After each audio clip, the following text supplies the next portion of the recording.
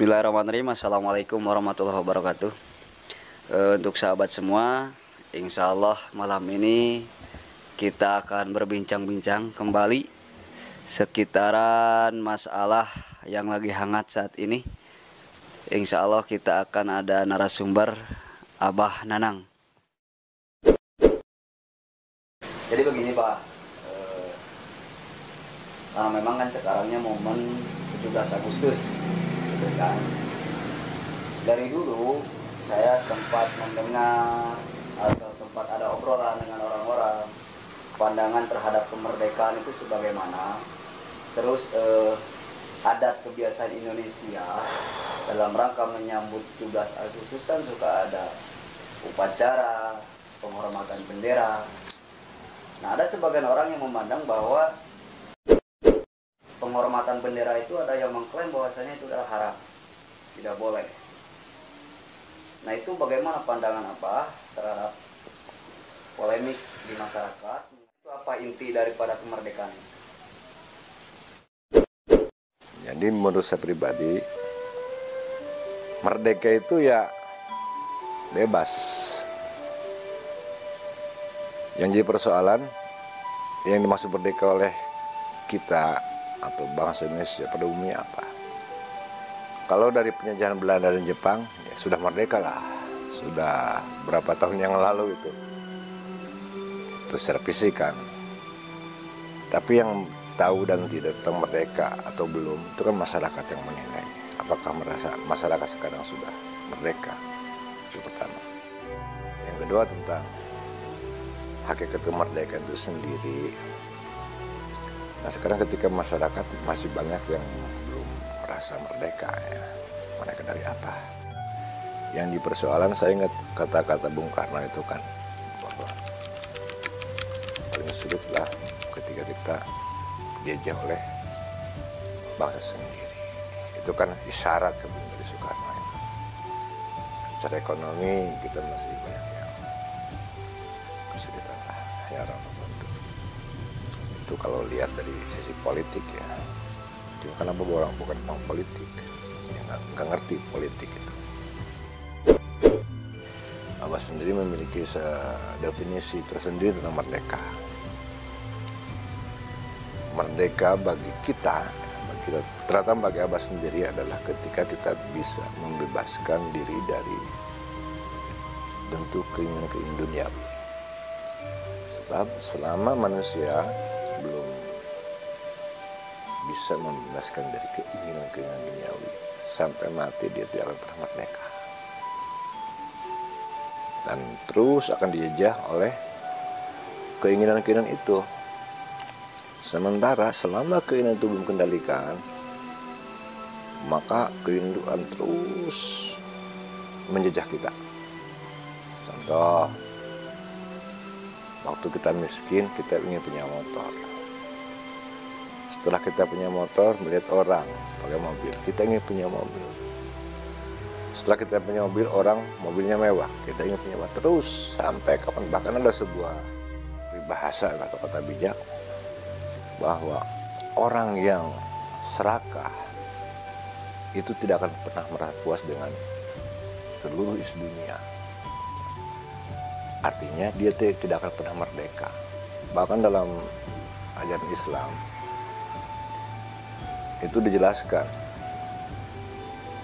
manusia ketika ingin memiliki satu bukit emas lalu diberikan satu bukit emas akan menginginkan 3 bukit emas. Bahkan setelah memiliki dunia seluruhnya pun dia akan tetap menginginkan dunia yang lain. Begitulah manusia kalau dia masih dijajah oleh keinginan sendiri. Bagaimana cara supaya kita merdeka? Kalau ingin merdeka, berusahalah kita untuk menundukkan penjajah itu. Siapa yang menjajah kita? Nafsu. Ketika kita sudah bisa mengendalikan nafsu kita sendiri, berarti kita sudah merdeka. Bahwa itu kan secara batin, bahkan setelah lahir pun seperti itu. Hanya bayangkan, ketika zaman dahulu penjajah Belanda yang menjajah kita itu kan teknologinya canggih. yang dimiliki oleh bangsa kita apa? Bambu runcing paling, pisau paling, golok paling, itu kan pacul. Kenapa kok bisa mengalahkan kekuatan yang luar biasa saat itu? Satu, orang-orang dulu itu kalau ibarat orang berbisa. Kenapa mereka berbisa? Ini pun harus sudah jawab. Nggak sembarangan orang bisa memiliki bisa, seperti ular tanah. Kalau Abah cerita ya, itu ada sebuah cerita, bentuknya tuh nggak tahu nyata, kisah nyata atau memang hanya sekedar fiksi ya, untuk memberikan pemahaman kepada manusia. Jadi ada kucing garong, dia itu selalu ceramah ke sana kemari lah, pokoknya terkenal lah, jadi Seperti Ustaz. oh sejuta umat, bahkan kalah sejuta umat di dunia binatang itu, semua nggak pernah ini, pokoknya tenar dia. Saking tenar dia diakui oleh dunia binatang, maka si kucing garong ini dipercaya oleh dunia binatang dan diangkat sebagai tempat mengadukan segala persoalan-persoalan di dunia kebinatangan itu. Semua binatang atau Semua binatang itu. Nah, cuma ada satu binatang yang nggak percaya, yaitu ular tanah. Ular tanah nggak pernah percaya kepada kucing garong ini. Suatu ketika, ceritanya nih, itu ada bajing sama tikus. Nah, bajing ini membuat sebuah rumah tempat tinggal dia di satu pohon ambon ya. Itu yang strategis, bisa melihat ke sana kemari. Pokoknya strategis aja. Dia sudah merasa nyaman di tempatnya itu. Dikarenakan dia tidak ada makanan, akhirnya dia meninggalkan rumahnya. Kemudian dia mencari tempat dan menemukan pohon kelapa.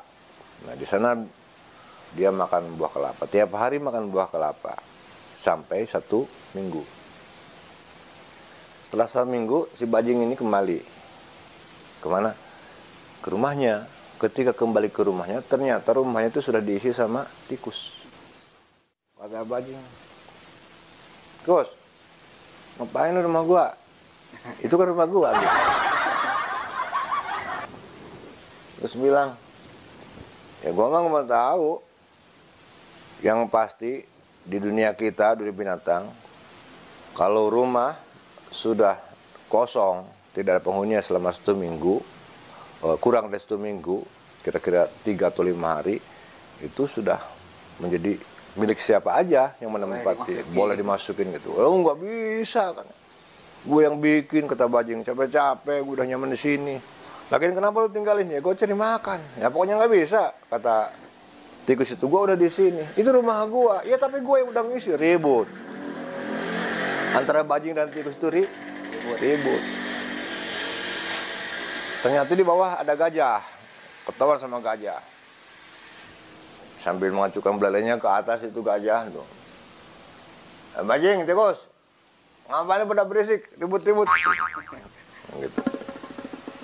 "Diam," katanya. "Enggak nih, ya. Ini rumah gua," katanya gitu. "Gua tinggalin seminggu kan cari makan. Sekarang tempat yang sama tikus," katanya. "Kata tikus, emang rumah dia, tapi kan udah seminggu dikosongin. Kan di dunia kita kan ya, selama kalau ada rumah yang sudah tinggalkan 3 hari atau 5 hari, ini sudah seminggu katanya, itu milik siapa aja," katanya. Wah, nggak bisa memutuskan. Ribut. Udah. Sekarang gini aja, kita datang aja katanya ke Al-Mukarram kucing garong. Kita nanya gitu. Nah gitu, di bawah itu ada tanah nggak dengar. Geleng-geleng kepala. Waduh, katanya. Ini katanya, mau datang kucing garong. Gua mah nggak percaya, katanya gitu. Si ular tanah itu ngomong ke ayam, "Yam, lu percaya nggak?" "Ya percaya loh. Orang dia tiap ini kecam ceramah hanya kemari kan." Wow. Nah, dikarenakan semua rakyatnya percaya, hanya ular tanah yang nggak percaya. Ya terserah deh. Yang penting gue mah nggak percaya, titik segitu. Berangkatlah. Diantar sama orai, termasuk mungkin kodoknya, cebong, ikut-ikutan semuanya itu. Antar. "Selamat malam, Al-Mukarram kucing." "Ada apa?" katanya. Ini katanya. Tikus sama bajing ribut. Ya, dengerin, jah katanya. Kus, jing, dengerin. Kalau sekarang gua nggak bisa memutuskan, gua harus istikharah dulu.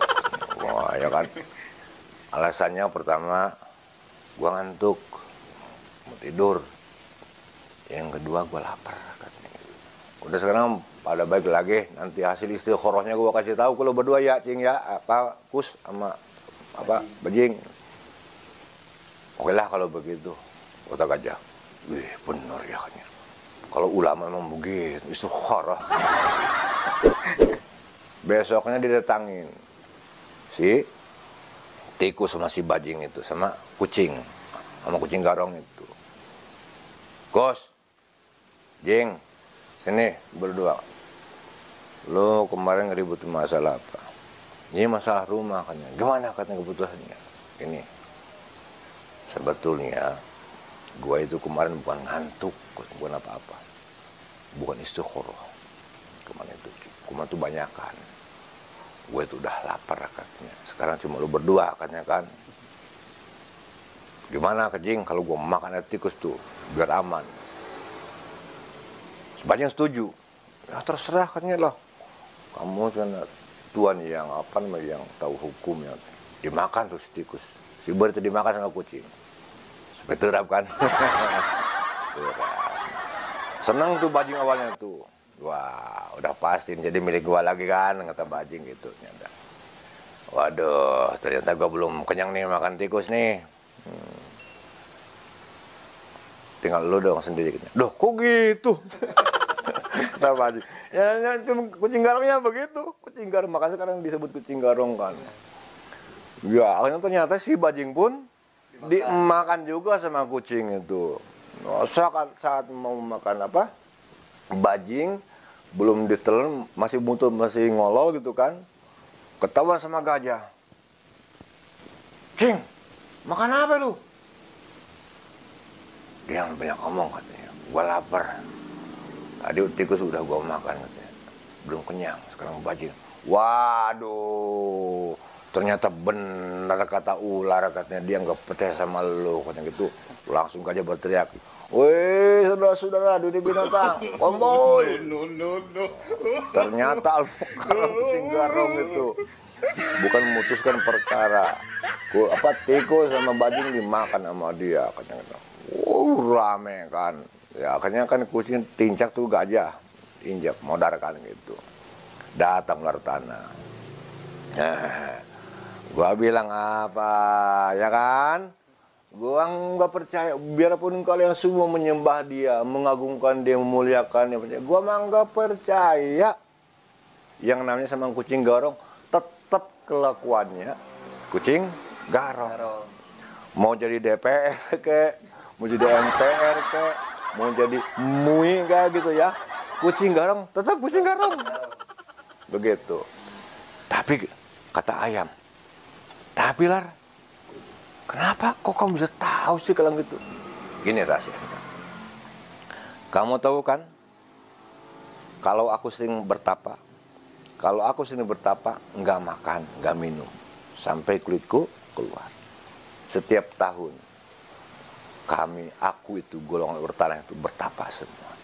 Karena itu bisa aku sangat mematikan. Kalau kita binatang, dunia binatang tidak bertapa, tidak mungkin punya bisa. Dan mudah tertipu seperti kalian katanya. Nah, gitu ceritanya itu. Hikmah dari cerita ini ada satu pesan moral bagi kita semua. Manusia ketika sudah terikat oleh dunia, apapun yang dilakukan, kalau tujuan dunia, tetap dunia, tetap kucing garong. Mau dia ulama, mau dia kiai, mau dia hakim. Faktanya sekarang di kita, maaf ya, di kita itu tidak kekurangan orang pintar. Setiap tahun perguruan tinggi itu mengeluarkan ribuan sarjana S1, S2, S3. Dikit tuh kekurangan orang benar. Gitu. Masa hakim kok dihukum? Masa jaksa kok tuntut? Masa polisi diperkarakan? Masa satpam diamankan? Itu kan tidak rasional. Mestinya mereka yang berilmu lah yang baik mestinya. Tapi kan gak menjamin. Kenapa? Di dalam hatinya masih ada dunia. Coba ingat Rasulullah. Rasulullah kan begitu. Dikasih jubah yang mahal, hadiah deraja. Apa kata Rasulullah? Mali di dunia. Dunia itu bukan untuk aku. Apa sih aku di dunia ini? Aku itu hanya sebatas orang pengembara yang sedang beristirahat di bawah pohon. Lalu akan pergi. Begitu pun ke dunia. Itulah hakikat kemerdekaan. Jadi manusia yang merdeka itu adalah manusia yang bisa melepaskan dirinya dari dunia.